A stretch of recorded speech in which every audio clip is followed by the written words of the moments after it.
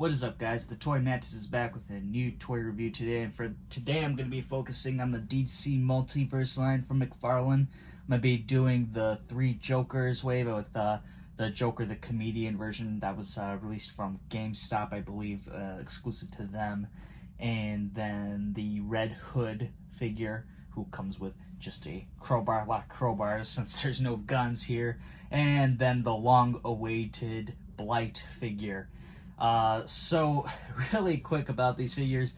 So Red Hood, doesn't come with much here. He's clearly nice in the box, though. You can see you get some cool artwork back there, and you'll get that standard card.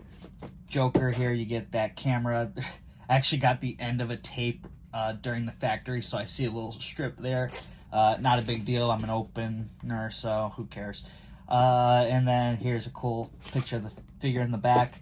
Now, Blight, this here was a pain, but eventually we got him right. The whole wave took just way too long, but you get the Joker bot wings, and we can finally see all the figures we've been waiting all year to complete to get to build a figure. Now, the concept of that wave, though, I liked and I disliked. I think building a Joker bot was cool and all, but I think that would have just worked as a regular wave. No reason to make everyone wait a whole year. I really think it would have been cool to have a 12 character wave where it took 12 figures to make a Batmobile or something, and that would take all year to release. That I think would have been cool to see. Obviously, it'd be much more faster rate of releasing figures than the one every quarter. But I think one every month would actually be kind of exciting for a whole year. Probably also be a pain too. But it'd be cool to, be building something that would take 12 pieces rather than, just for getting a regular Build-A-Figure. Something that shows that this would be really different. Okay, here are the figures outside the box. Now, the Comedian Joker, man, he looks cool. He is a awesome looking figure. He's got, nice sculpting on his trench coat. He's got, those dark eyes. Seeing this guy up close, he's just a badass. He's got the camera and a very extremely large crowbar. But you can see the sculpting on his jacket is just really nicely detailed. Has a nice texture all around it. I think that's really cool. Can't be too sure. I don't think anything's reused from his pants, because I always remember them having lines sculpted in, so I'm not seeing that at all with his pants at all. It kind of seems like a clean sculpt there, and then you can obviously see how it's shaped out to be. But the figure, yeah, he's just definitely the Joker I was looking forward to the most from the three, so I'm glad to have gotten that one first. I'm still waiting on the other two. But Red Hood up close, yeah, this dude's got a nice colored helmet here. It's very nice and metallic. I mean, McFarlane's been doing pretty well with Red Hood. And I think someone was saying that this guy is sitting on the small side here, and if you look at him, he really is, compared to these guys, he is really on the small side. Here is Red Hood next to his previous release, and then a DC Multiverse Mattel version of Red Hood. And you can see that the scale is kind of jumping down a little bit. I actually kind of like it like this. I prefer them to be closer to what Mattel had in scale. Obviously, this probably isn't going to be through every figure. Maybe they just made Red Hood a little bit shorter. I'm not really sure what the line is here, but he's definitely just a tad bit smaller than what McFarlane has been currently releasing.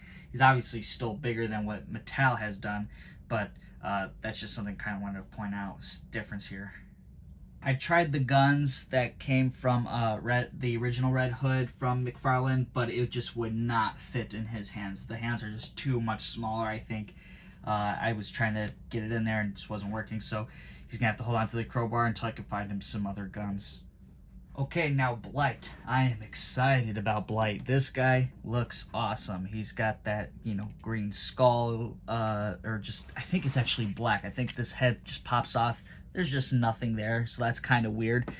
And oh man, I didn't even realize this just is like empty. There's like nothing in there. Nothing's gonna touch it. Just glassed, hollowed out, and you can see the skulls in there. And it's probably a little bit. It's probably black and just the green tint. But yeah, this is a very interesting sculpt. It's not really even a regular head sculpt. You know, you could just pop that in, and that's it. That's Blight. That's probably the easiest head takeout ever. Not too big of a deal, I guess, but I can see why some people would be upset, and especially that you wouldn't be able to have a version where his skull is really exposed. Me personally, I would have preferred to have the classic suit version of Blight from the animated series. I think that would have been really cool to see, you know, and hopefully that's gonna be something down the line McFarlane will do. It really sucked when he showed an image of that version too, and that he was like, "Oh, but you won't be getting this version. You're gonna get a lesser known version." But I don't know. That's just me. The figure itself, though, I'm very excited about. I mean, I'm glad it's not just another Batman character. It's a new character to the line, so that's a good thing. Now, all these figures came with the stands that noticeably suck, and then they also come with their cards. I'm digging the cards. I mean, I usually just burn all my boxes, so cards are just a nice keep. Blight comes with also a hand. I noticed, I already told you guys about the crowbars for everyone else.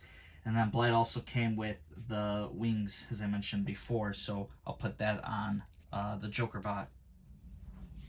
So with this Joker bot wave, you know, it was a good wave. It just took way too long to release. I think it had too many issues. Me personally, I think that there could have been 12 figures and just have a real big Build-A-Figure or a Batmobile. You know, obviously McFarlane does do vehicles himself. Like, he can do very well with that. Like, he did that monster truck thing first. I don't know why that would go first. I think the first thing that should have been made for sure was like a classic Batmobile from like the Tim Burton movie or something like that. I think that would have been awesome. But here we are, you know, hopefully we can get something else, you know, maybe even Starro, you know, getting a real big version of him. That could be done.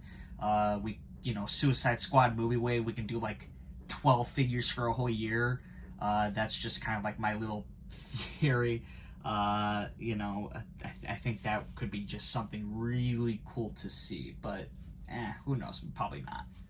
So that's all I have to say about these figures. I think McFarlane is getting better and better every time I get new figures in from him. I think that even with the new announcements, I'll make a separate video for that, but with the new announcements, I'm just like, yeah, McFarlane's heading in the right direction. Hopefully he can keep going. Hopefully you guys did enjoy this video, though. If you did, hit that thumbs up button, and you know, hit subscribe if you're new to the channel. Put down in the comments what you want to see next from McFarlane. But other than that, I'll see you all next time.